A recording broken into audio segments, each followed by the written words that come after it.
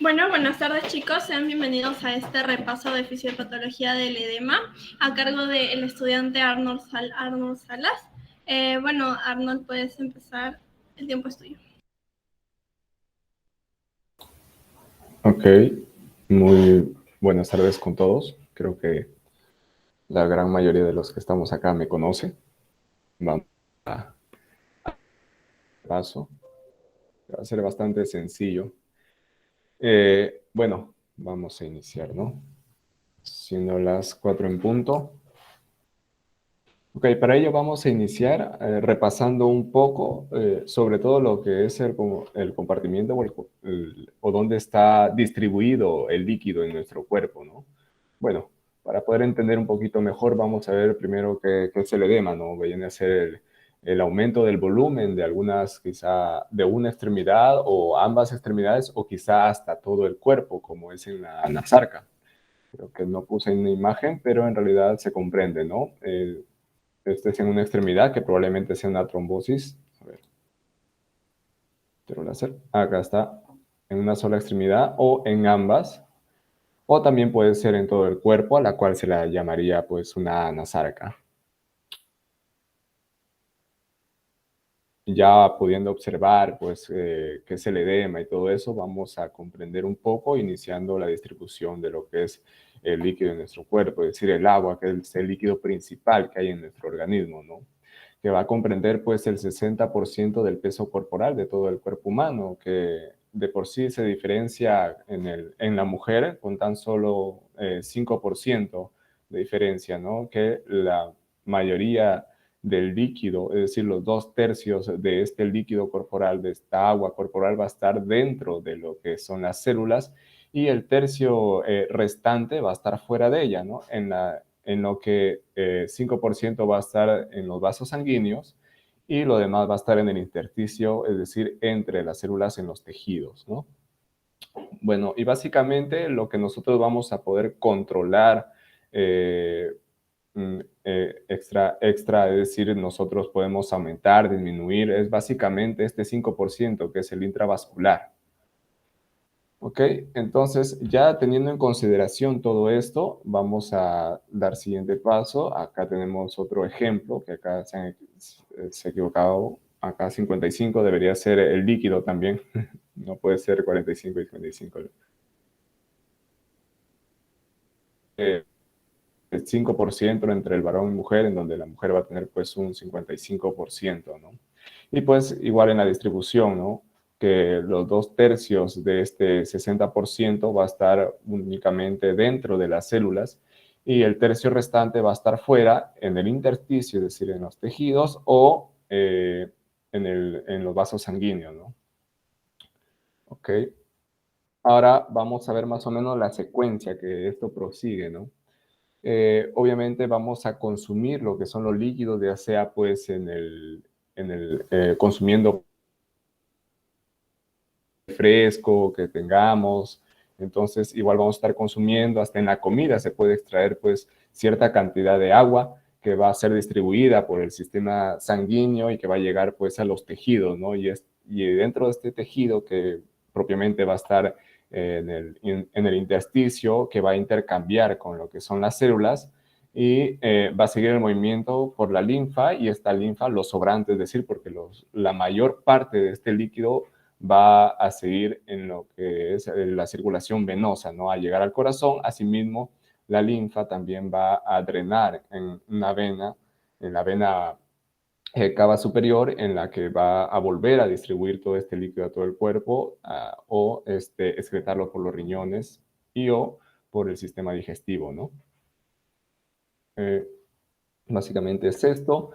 Y pues, ¿cómo se da este intercambio de líquidos? Vamos a encontrar acá lo que son las fuerzas de Starling. Estas fuerzas de Starling son lo primordial o lo principal que va a conformar esta filtración de líquido, en las que vamos a tener pues un coeficiente que ya está determinado, y lo que son las fuerzas de Starling, que son la presión capilar, es decir, la presión hidrostática capilar, la presión coloidosmótica capilar, que va a ser las proteínas que están dentro de las células, la presión del líquido intersticial, es decir, la presión hidrostática intersticial y la presión coloidosmótica de lo que es el líquido intersticial. Sin embargo, la presión coloidosmótica intersticial va a ser mayormente bastante baja, ya que las proteínas en el intersticio van a estar distribuidas en su plenitud, es decir, no van a estar juntitas.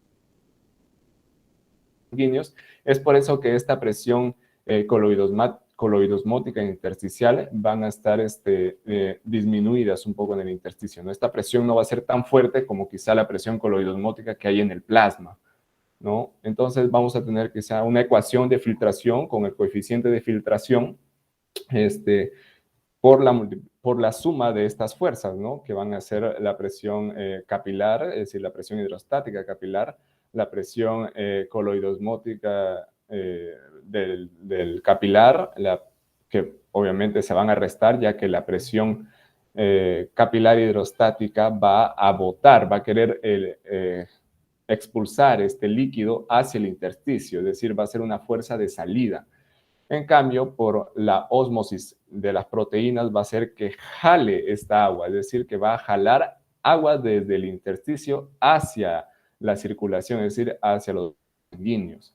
Sin embargo, la presión del líquido que está en el intersticio va a querer botar o ingresar, va a decir, va a ejercer una fuerza que lleve el líquido hacia adentro del capilar. Y la presión coloidosmótica va a jalar agua, como quien dice, del vaso sanguíneo, ¿no? Pero, como bien les mencioné, como estas proteínas, la presión coloidosmótica son proteínas, va a estar estas proteínas están totalmente distribuidas en todo el intersticio, en todo el tejido, entonces va a ser bastante baja, ¿no? Bueno, ahora vamos a ver que la presión coloidosmótica, como les dije, está conformada por proteínas. El 80% de estas va a estar dada por la albúmina, las globulinas y el fibrinógeno. Lo que más va a componer va a ser albúminas y las globulinas. Sin embargo, pues las albúminas van a tener el mayor porcentaje, por no decir, va a ser el determinante de la presión coloidosmótica capilar, ¿no? Ahora, ya, muy bien, todo bonito, pero ahora vamos a entender y quería hacerle recordar sobre todo que en el cuerpo humano, por biofísica que ya hemos tenido, ¿no? Hemos estudiado que los líquidos se mueven según las presiones que tengamos en el cuerpo. Es decir, que en las arterias, por ejemplo, hay mayor presión que en las venas. Y en este gráfico podemos observarlas, ¿no? Y que también entre las dos, es decir, en la unión de estas dos, vamos a tener la presión capilar. Entonces, las arterias tienen una presión mucho mayor que la venosa y es por eso que pues se comprende esta circulación, ¿no? De arteria a vena, porque las arterias tienen más presión, las venas tienen menos presión. Entonces, por ahí para ir recordando esto, ¿no? Y vamos a tener que la presión capilar pues es una presión de 17 milímetros de mercurio. Ahora, vamos a entender, ahorita solamente vamos a entender un poco esto, más adelante hay una imagen donde voy a colocar más o menos dónde están estas fuerzas para poder entenderlas, porque quizá el gráfico no nos permita dar un buen entendimiento de esto, simplemente las letras y los números como que no es, ¿no? Entonces, primero vamos a estudiar esto. Entonces, vamos a tener que en la fuerza del extremo capilar arterial, recuerden que es arterial, entonces acá hay una mayor fuerza, entonces vemos que la presión capilar va a ser de 30 miligramos, la presión negativa del líquido intersticial, es decir, con la que jala, va a ser de 3. Bueno, la presión coloidosmótica del líquido intersticial también es de 8, que va a sacar una fuerza total de salida, es decir, que quiere sacar el líquido del vaso sanguíneo, va a ser de 41, ¿no? Y las fuerzas que tienden a desplazar el líquido hacia el interior de lo que son los vasos sanguíneos, va a ser pues la presión coloidosmótica del plasma, que viendo la comparación entre la presión coloidosmótica del líquido intersticial, es decir, de los tejidos, es de 8, y la presión coloidosmótica del plasma pues es de 28, ven que es una gran diferencia. Y pues redundantemente hablando, es debido a que las proteínas en el intersticio están muy distribuidas, no están tan juntas como lo están en el plasma, ¿no? Como quien dice, la unión hace la fuerza y aquí lo demuestra, ¿no? Entonces, tenemos esto como fuerza total de entrada. Entonces, hacemos la sumatoria de las fuerzas totales, tanto de salida como de entrada, en lo que vamos a tener que en el extremo arterial vamos a tener una fuerza de salida de 13 milímetros de mercurio, ¿no? Ahora vamos a ver en el extremo capilar venoso, es decir, este es en la parte venosa. Entonces tenemos que la presión coloidosmótica del plasma va a ser de 28, que es la fuerza de entrada, y la fuerza que tienen a desplazar líquidos hacia el exterior va a ser pues la presión del extremo capilar, la presión hidrostática va a ser de 10, la presión negativa en el líquido intersticial va a ser de 3 y la presión coloidosmótica intersticial va a ser de 8. Entonces haciendo esta sumatoria entre las fuerzas de entrada y de salida, pues vamos a encontrar que hay una fuerza neta de entrada de 7 milímetros de mercurio.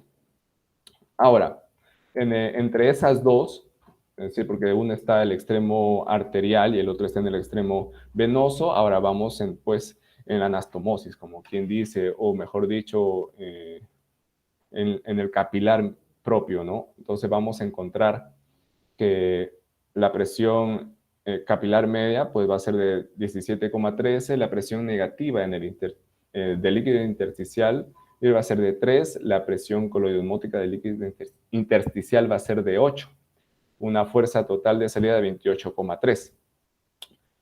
Esto, y luego las fuerzas que van a tratar de desplazar pues, a la entrada del líquido va a ser la presión coloidosmótica del plasma, se mantiene, pues no va a ser de 28, y que sumando todas estas nos va a dar una salida neta de 0,3, que va a hacer una equivalencia de 2 milímetros por minuto en todo el cuerpo, ¿no? Entonces, para que tengamos en consideración esto. Entonces, ya sabiendo pues que en el extremo arterial hay una fuerza neta de salida de 13 milímetros de mercurio, en el extremo venoso va a haber una fuerza de entrada de 17 milímetros de mercurio, y es decir, en el capilar propio, vamos a tener una fuerza de 0,3, que va a equivaler a 2 mililitros por minuto, ¿no?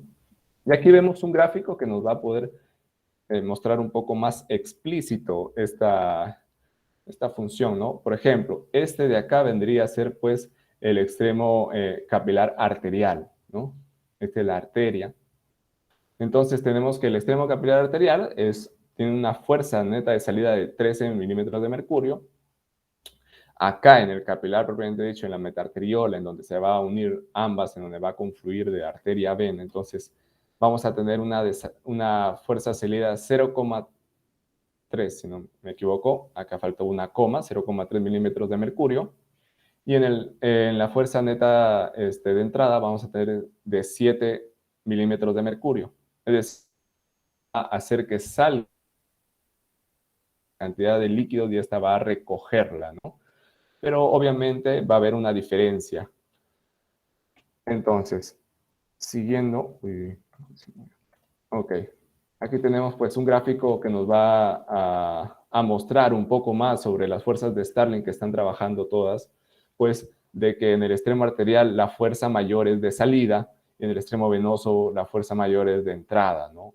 Entonces, básicamente es lo que transcurre y en el centro pues siempre va a permitir la salida de este líquido que va a fluir por lo que es el intersticio, obviamente no en gran cantidad, y para que pueda pues hacer el intercambio de líquidos entre las células y el intersticio, porque ustedes saben que todo está en constante movimiento y en constante intercambio, ¿no? Tanto sea por hidratación, nutrición, entre otros.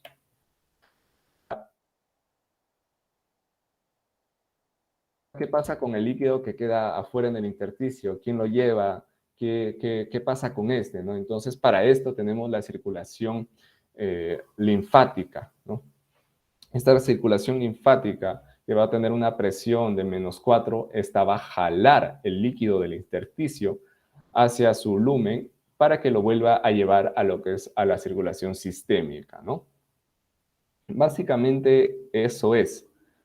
Como podemos observar, aquí tenemos las terminaciones o los inicios, mejor dicho, de esta circulación linfática, en donde va a estar posiblemente en las metarteriolas, en el espacio intersticial, donde va a recoger este líquido y lo va a volver a llevar a lo que es la circulación sistémica para que pueda ser de nuevo distribuido o eliminado, ¿no?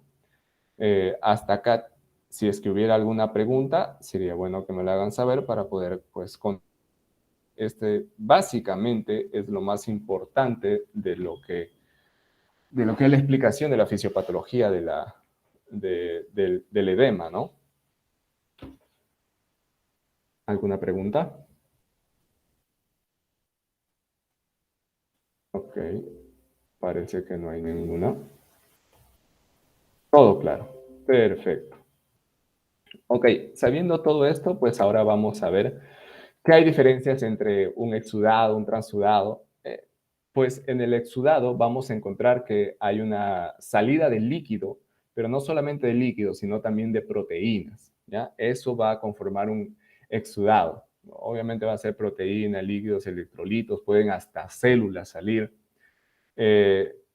Ahora, también tenemos al transudado, que va a ser solamente de líquido, ¿ok? Y esto debemos un poco recordarlo y poder diferenciarlo, ¿ya? Si es que en este líquido que está en un compartimiento tiene quizá algunas células patógenas, por ejemplo, microorganismos y o el tejido de defensa que van a ser los neutrófilos, quizá linfocitos, es decir, tejido inflamatorio. Entonces, esto ya no sería un exudado, sino sería un absceso, ¿verdad? Entonces vamos a poder diferenciar esto. Esto es importante porque les van a preguntar también en sus clases. Recuerden, al menos yo siempre he tenido esta idea para poder acordarme las diferencias de esto. Cuando dicen exudado o transudado, a mí transudado me suena como a transpiración, ¿no? Entonces, ¿tú qué haces cuando transpiras? Lo que más botas es líquido, es decir, agua y sales mayormente. Eso es lo que se me pasa por la mente, ¿no? Digo, yo transpiro, yo transudo, por así decirlo, ¿no? Hago esa relación que quizás no es muy buena, pero me ayuda. Entonces, eso nos ayudaría también, no sé si a ustedes quisieran utilizarlo, pero me parece una buena idea, ¿no? Ahora, vamos a lo siguiente. Ahora vamos a clasificar un poco lo que es el edema, ¿no? Vamos a tener, como ya mencioné, al inicio vamos a tener quizá un edema unilateral, o localizado y un edema bilateral o simétrico, ¿no? También tenemos un edema, como les mencioné, total, es decir, la anasarca, es decir, que va a haber edema en todo el cuerpo.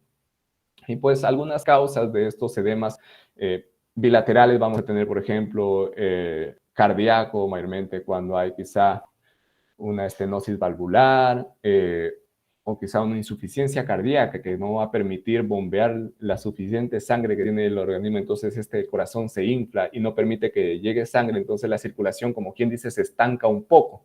Entonces, como se estanca un poco, es como si fuera un globo, ¿no? Las venas se forman como si fuera un globo que se van a ampliar, ampliar, ampliar, ampliar en su máxima fase de distensión, de distensibilidad o capacitancia, llamémoslo mejor porque esa es la palabra correcta, es decir, tienen su grado de capacitancia máxima que hace como si fuera pues unos poros, ¿no? Se amplían y estos poros un poquitos se van a filtrar y va a salir el agua, ¿no? Entonces, más o menos es lo que está pasando, al igual que en lo que es la renal, en la hipo... Bueno, básicamente para que se dé un edema, creo que lo tengo acá. Ok, vamos a ver por acá para explicarlo por acá. Ok, para que se dé un edema que podemos observar, pues acá tenemos, ¿no? Tenemos la presión hidrostática, que es la que podemos, ya les he dicho que esto es lo que mayormente vamos a poder manipular, ¿ok? Vamos a poder quizá aumentar o disminuir, que van a ser pues la presión hidrostática capilar o la presión coloidosmótica. Entonces, si es que tomas, como quien dice, mucha agua, o si es que, por ejemplo, en la insuficiencia cardíaca, quizá una esteatosis hepática, es decir, el hígado está mal, está inflamado. Entonces, el vaso sanguíneo, la vena que está pues recogiendo la sangre para llevarla al corazón, en lo que es la insuficiencia cardíaca, entonces va a haber una mayor distensibilidad y lo que va a aumentar en este caso va a ser la presión capilar, luego la presión hidrostática capilar, ¿ok? Sin embargo, si es que fuera en la esteatosis hepática, va a ocurrir de dos maneras. Una, que va a ser por daño a lo que son los hepatocitos, que ya no van a producir estas proteínas, que van a ser pues lo principal, que es la albúmina, entonces ya no va a tener la misma fuerza para atraer lo que es el agua hacia los vasos sanguíneos, por lo que va a hacer que esta fuerza, que está como quien dice tranquila, no ha modificado, pero va a hacer que tenga mucho más poder que esta de acá, entonces va a fluir la sangre, es decir, ya no hay una fuerza de atracción y otra que empuja hacia afuera para que mantenga el equilibrio, sino es que esta como ya no jala, esta va a tener más fuerza y va a empujar más. Entonces, creo que por esa parte vamos a entenderlo, ¿no? Si es que esta falla, esta es la que va a primar, ¿no? Entonces, esa es la que más importancia va a tener. Sin embargo,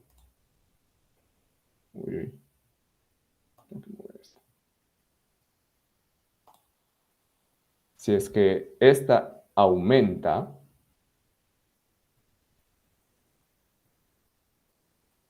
esta de acá no va a tener la fuerza suficiente para poder causar una entrada de agua hacia lo que es el vaso sanguíneo, ¿no? Es decir, va a salir más de lo que va a entrar, porque esta no ha cambiado. Esto no es que si es que acá aumenta la presión hidrostática capilar, la presión coloidosmótica va a aumentar para equilibrar, porque no es así, porque el hígado tiene cierta capacidad de la producción de proteínas que mayormente es constante, excepto en una desnutrición, ¿no?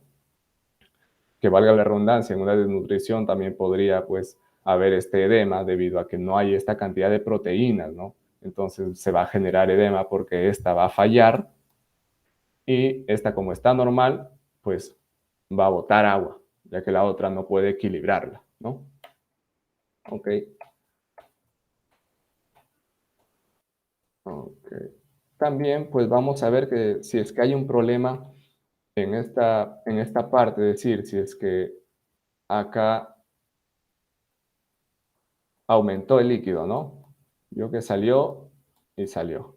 Pero está saliendo tranquilo y acá se bloquea. Acá se bloquea. Sería quizá por una filariasis que viene a ser pues parasitario, que va a ingresar al tejido linfático y lo va a obstruir, o ya sea que pues acá tengamos, no sé, un tumor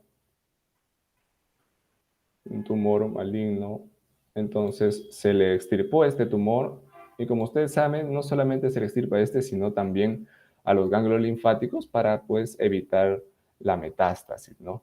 Entonces, si es que le quité este ganglio linfático y este capilar linfático, este vaso linfático estaba llevando lo que sobraba, por así decirlo, o lo que excedía de líquido de esta parte, entonces, ¿a dónde va a ir?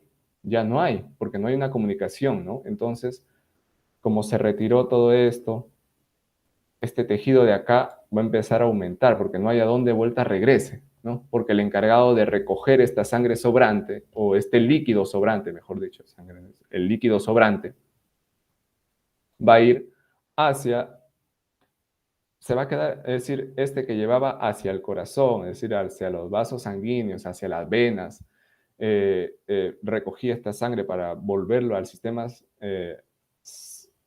sanguíneo de todo el cuerpo, pues se va a quedar estancado. Entonces va a generar lo que es el edema. ¿Más o menos se me está entendiendo? Hola. Ok. No hay comentarios, quiere decir que sí me entienden, ¿no? Ok, listo, perfecto. Entonces, Estábamos acá y estábamos en las causas, ¿no? En la renal también porque va a aumentar, eh, es algo más sistémico, entonces la hipoalbuminemia, como fue mencionado también, los esteroides también, hepático, daño de los hepatocitos, no hay producción de proteínas, entre otros, ¿no? Misceláneo también porque esto trabaja directamente en lo que es el sistema linfático, entonces si es que va a haber muchas misceláneas, quizá va a obstruir este sistema linfático y pues la linfa no va a poder ir hacia lo que es la circulación sistémica, lo que es la circulación venosa primero, ¿no? Luego va al corazón y luego se vuelve a retribuir, ¿ok? Unilateral mayormente puede ser procesos alergénicos, no sé si es que quizá alguno le ha picado algún insecto y puede que el brazo, un dedo, qué sé yo, se le ha inflamado por esta picadura, pues también puede darse. Una obstrucción de lo que son las venas, es decir, una trombosis venosa también, ¿no? Porque esta, como al no permitir fluir lo que es la sangre por esta vena, entonces se va a hacer como un globito, como le mencioné, entonces el líquido va a salir, va a ser un transudado, ¿no? Ahora, bilateral localizado, pues el edema en esclavina, el mixedema pretibial que en hipertiroidismo, pero ahora vamos a ver lo que es la fobia y lo que va a ser un mixedema, ¿no? Porque el mixedema no va a tener fobia, ¿ok? Porque estos van a hacer un aumento de proteoglicanos. Ahora, también tenemos, pues en estos son en los pasivos, ahora tenemos los activos. Los activos va a ser propiamente de los procesos inflamatorios, como les dije, ¿no? Entonces es una quemadura, esto por destrucción del tejido. Ustedes han visto que quizás se hace las ampollas, por ejemplo. Las ampollas que son, pues es un proceso inflamatorio, ¿no? Por fricción. Entonces se va a liberar líquido o quizá un proceso, como les dije, la picadura de un insecto también es posible porque es inflamatorio. Vamos a seguir. Tenemos acá pues otras causas de edema, ¿no? Acá tenemos por el aumento de la presión capilar, que es uno de los componentes principales, ¿no? Que va a ser la retención venosa, la retención renal de sal, ¿no? Es decir, la sal es un osmolar atrayente de agua, ¿ok? Si es que tú, por eso mismo que las personas con hipertensión se les prohíbe pues el consumo de sal, porque esta sal va a hacer que aumente la volemia y esta volemia va a hacer que empeore la hipertensión en estos pacientes, ¿ok? También tenemos pues la presión venosa alta, la constricción venosa, que bueno, básicamente son las insuficiencias cardíacas que van a producir una éstasis de esta circulación venosa, la obstrucción que va a ser, como mencionamos, las trombosis, las fallas de bombas, eh, entre otros, ¿no? La reducción de la resistencia arteriolar también, porque al reducirse esto, pues las venas, o sea, la sangre, va a fluir con más fuerza y va a aumentar lo que es la presión hidrostática capilar. ¿Okay? Tenemos la reducción de proteínas, como bien se mencionó. Esta reducción pues va a hacer que va a aumentar, bueno, no va a aumentar, sino es que va a primar lo que es la presión hidrostática capilar, ¿no? El aumento de la permeabilidad, que va a ser mayormente algo activo, es decir, cuando hay procesos inflamatorios, ¿no? En las infecciones, en las isquemias, en las quemaduras, como bien les mencioné. Y también el bloqueo del drenaje linfático, como también se los expliqué anteriormente, en el cáncer, mayormente cuando se extirpan las tumoraciones o los cánceres, se elimina también algunos ganglios regionales, es decir, que están alrededor de la estructura que ha sido extirpada, para que no se produzca la metástasis, ¿no? Para poder prever eso. Y básicamente es eso, ¿no? También puede ser infecciones, como en la filariasis, por nematodo de filarias. Y ahora tenemos mecanismos que van a realizar un tipo de impedimento o defensa para que no se produzca este edema, y va a ser mayormente que la baja distensibilidad de lo que es el tejido va a ser que mayormente los tejidos están a -3 grados, entonces va a tener 3 en donde va a aumentar la distensibilidad bastante, ¿ok? Sin embargo, pasando de los 0 milímetros, ¿sí? 0,1 o 1 milímetro que sea de mercurio que se haya pasado, entonces este mecanismo va a fallar, ¿ok? Solamente tiene 3 milímetros de aguante de acá, ¿ok? ¿Ok? Esto de acá va a ser 3.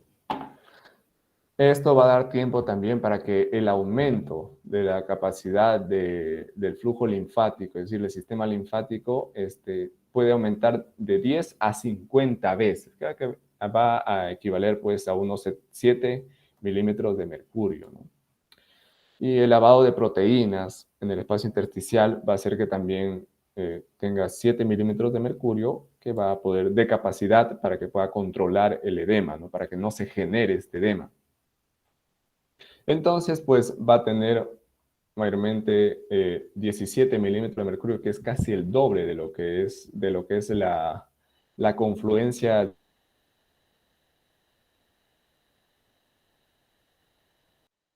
de líquidos en el intersticio. ¿Ok? El intersticio va a ser más o menos unos 8 milímetros de mercurio por ahí. Entonces, tú llegas hasta el doble, es decir, para que se produzca el edema, tiene que ser de 18 milímetros de mercurio para arriba. ¿Ok? Tiene que ser más de esto para que recién se produzca el edema. ¿Ok? Entonces, quiere decir, si es que tú ves una persona ya con un leve edema, quiere decir que ya rompió esos mecanismos de seguridad. Ok, y acá venimos pues a lo que es la explicación de la fobia. ¿Qué es la fobia? ¿No? Como ustedes saben, pues primero veamos el signo de Gaudet o fobia, o fobea en inglés. Va a ser el líquido que se acumula entre los espacios, en el espacio intersticial, ¿ok? Y pueden observar que es una depresión que se puede mantener con el tiempo. Mayormente cuando es un mixedema, como el hipotiroidismo, no va a deprimirse lo que es el miembro, ¿no? Es decir, tú vas a presionar y esto no va a formarse una pequeña concavidad, luego puede que llegue a su forma normal, es decir, no se va a hundir el dedito, ¿ok? Entonces, pero Arnold, ¿por qué ocurre esto? ¿Y por qué hay edema con fobia, edema sin fobia? No comprendo. ¿Qué es esto? ¿No? Entonces, vamos a ver que para esto es muy importante los proteoglicanos. ¿Ok? Estos proteoglicanos van a estar en el intersticio y estos van a tener una importante pues, función porque uno va a ser el protector tisular, ya que va a hacer que este movimiento del cuerpo, esto es mayormente estructural, entonces va a proteger de que haya noxas en el tejido, ¿no? Que hay una separación entre célula y célula de estos tejidos para no producir pues daño, ¿no?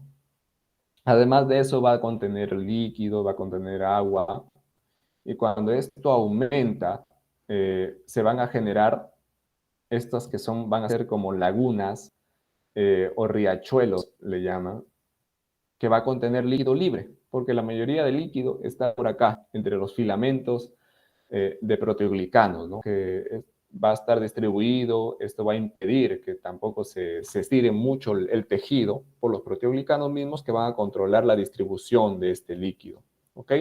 Pero si es que se formara un riachuelo, pongámosle todo acá, este es un riachuelo, en donde vamos a encontrar agua libre. Entonces, así es como se forma lo que son el edema con fobia. Es decir, la formación de estos riachuelos va a dar el edema con fobia. ¿Ok? Básicamente es eso. Es por eso que tú presionas el miembro que está edematizado, entonces esto se va a expandir un poquito más dando lo que es la fobia, ¿no? Ahora, pero Arnold, entonces, el edema sin fobia, ¿qué ocurre? Lo que ocurre en el edema sin fobia es que en vez de inflamarse, uy, ¿dónde está? ¿Dónde está? ¿Dónde está? Oh, se me fue, acá está. Eh, en vez de hincharse o ingresar el líquido que ha salido al intersticio, en vez de quedarse acá en el intersticio, va a ingresar a lo que es a la célula, ¿no?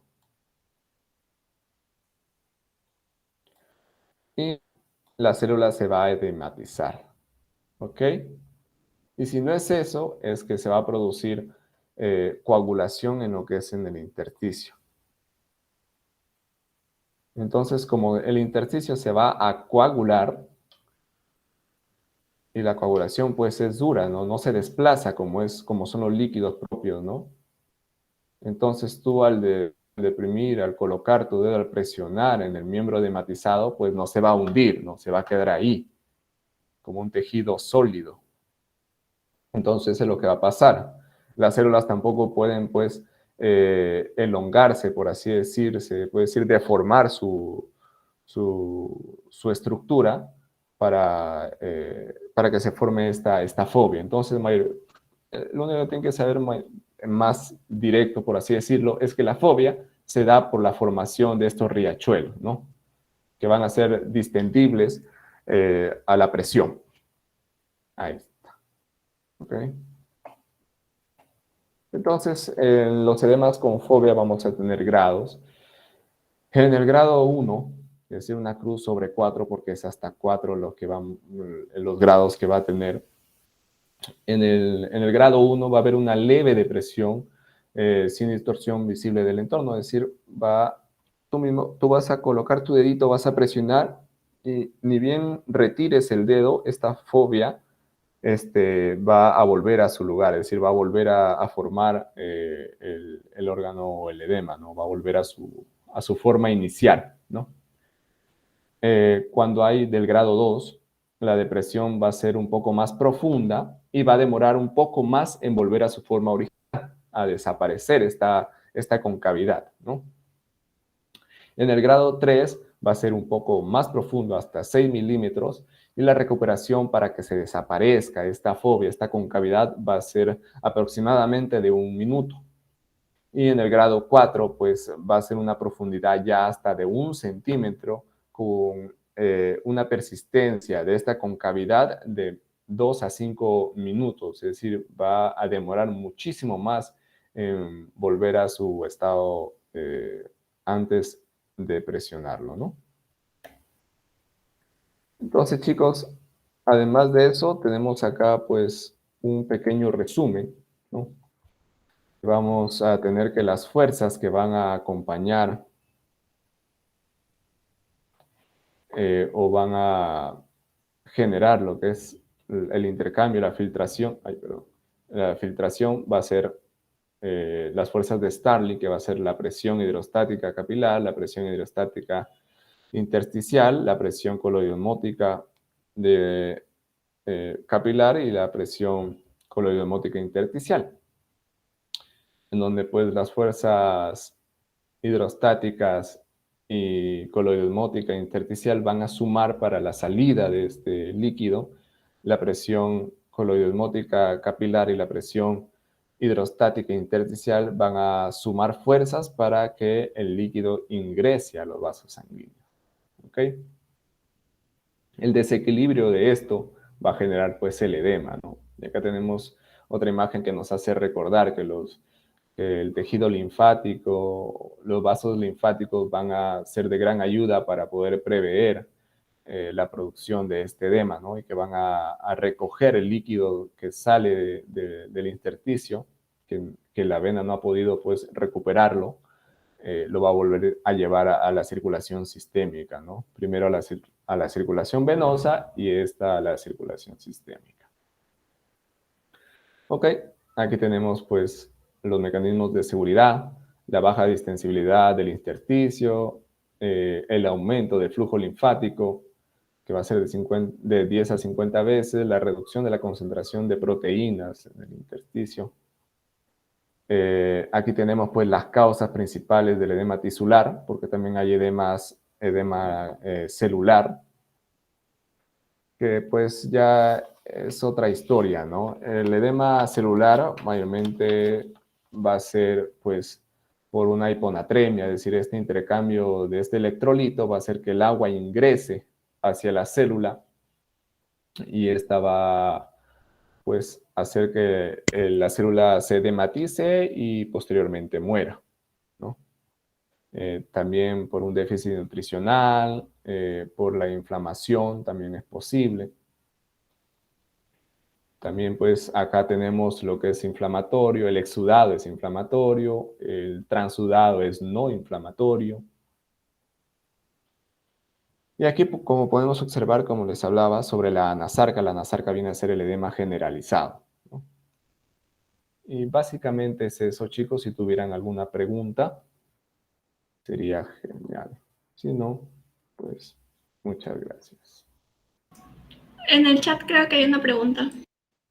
A ver, en el síndrome nefrítico, la albuminemia vendría a ser un mecanismo principal de... Claro, síndrome nefrítico o nefrótico, porque nefrítico es pérdida sanguínea mayormente, aunque también hay pérdida de lo que son proteínas, pero en el nefrótico es donde se da más, ¿sí? En el nefrótico es donde se genera más pérdida proteica. Recuerdo que mayor a 3.5 gramos de proteína se pierden por la orina. Y básicamente sí sería lo que es la pérdida, o el principal mecanismo en el que se genera el edema, ¿no? Por la pérdida de la presión coloidosmótica capilar.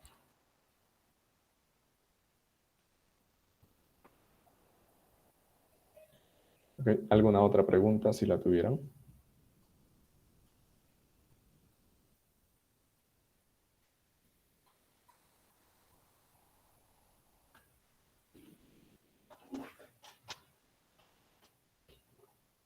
Ok.